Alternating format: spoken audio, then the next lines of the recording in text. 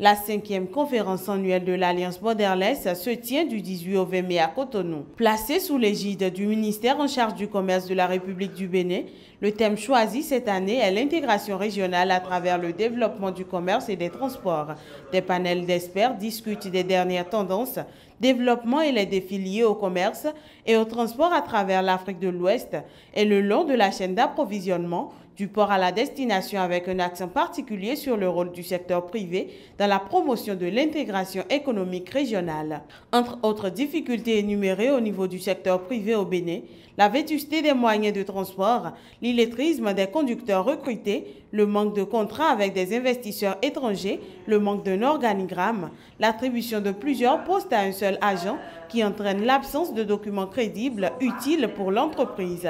À l'instar des éditions précédentes, Borderless 2016 a réuni des dizaines d'entreprises et organisations professionnelles clés du secteur privé, intervenant dans les domaines aussi divers tels que les transports et la logistique, l'industrie, le commerce, les finances, etc., des représentants des communautés économiques régionales CEDEAO et UEMOA, des gouvernements et des partenaires au développement de la région.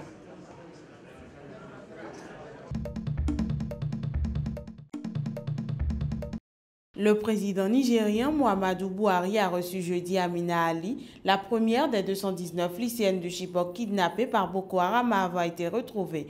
Le président nigérian déclare que ce sauvetage donnait au Nigeria de nouveaux espoirs. Amina recevra les meilleurs soins que le gouvernement nigérien peut lui offrir. Nous nous assurerons qu'elle a l'attention médicale, psychologique, émotionnelle, ainsi que tout dont elle a besoin afin de se soumettre pleinement et de s'intégrer dans la société.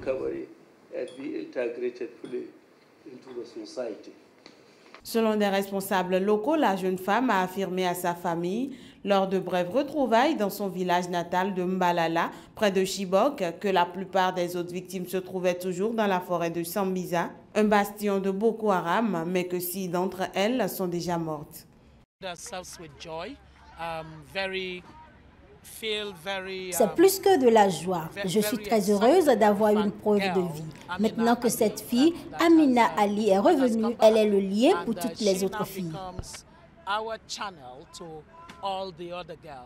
Au terme de la rencontre, le président Buhari s'est dit enchanté par sa libération, même si ses sentiments sont mêlés à une profonde tristesse liée aux horreurs que cette jeune fille a dû endurer si tôt dans sa vie. Si on ne peut effacer les horreurs de son passé, le gouvernement fera tout son possible pour s'assurer que le reste de sa vie prenne une tournure radicalement différente, a-t-il ajouté.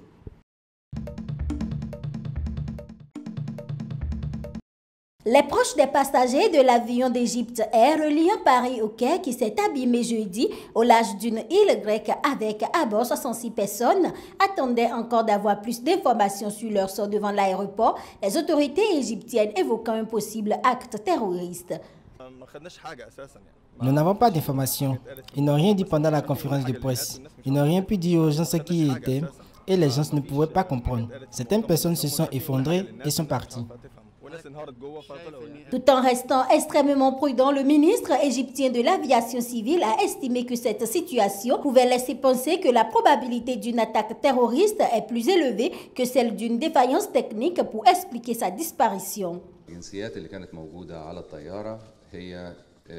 Les nationalités des passagers sont 30 Égyptiens, un Britannique, un Belge, 2 Irakiens, un passager du Koweït, 15 Français dont un enfant, un Saoudien, un Soudanais, un Tchadien, un Portugais et un Canadien.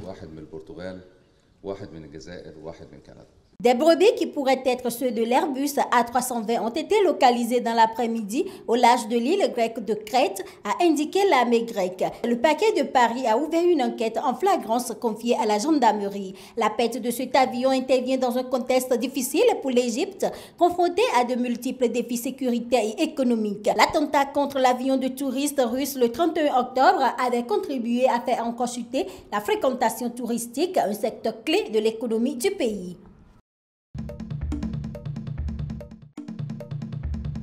Le Conseil de sécurité de l'ONU s'est rendu en Somalie jeudi pour insister auprès des autorités sur la nécessité du bon déroulement des élections prévues en août, mettant en garde contre des querelles politiques pouvant entraver le processus vers une plus grande stabilité du pays.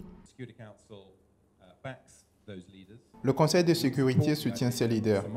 Nous soutenons également l'idée que les chefs de la Somalie décident d'un bon objectif pour le pays et le Parlement doit de toute urgence soutenir cet objectif. Nous sommes inquiets d'un possible retard. Nous sommes inquiets que des gens essayent de tirer parti de cet accord, a-t-il ajouté.